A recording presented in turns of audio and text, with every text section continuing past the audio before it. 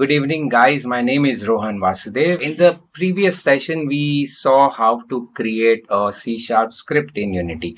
As we all can see here, this class in Unity is blueprint for your object. Now, all the scripts in Unity will always start with a class declaration, and this class is automatically created when you create a C Sharp script inside Unity. The name of the class, as we all can see here, my first script, will be always same as the name of your script. When we created a script last time, the name of the script that we kept was my first script. So will be the name of the class. So it will always be same. What is system.collections, system.collections or generic and Unity engine? Basically, these are all namespace, which is a collection of classes in Unity. The mono behavior class here, including all other core Unity features, are in Unity engine namespace. Okay, so Unity engine basically will have all the Unity core features and mono behavior class as well. Now, generally, when you create a script, there are 5 important aspects in the script. So what are these aspects?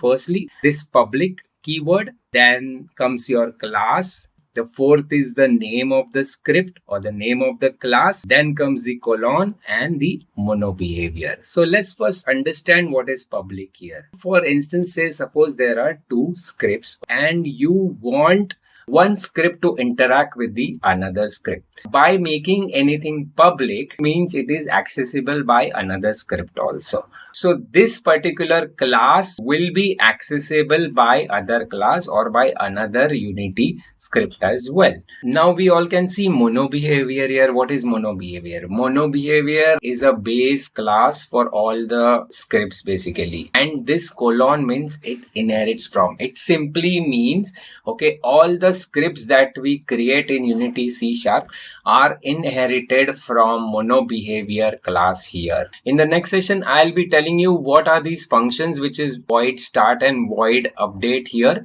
Okay, these are also automatically created when we create a Unity C Sharp script. Thank you for the session. I'll see you in the next session. Thank you so much.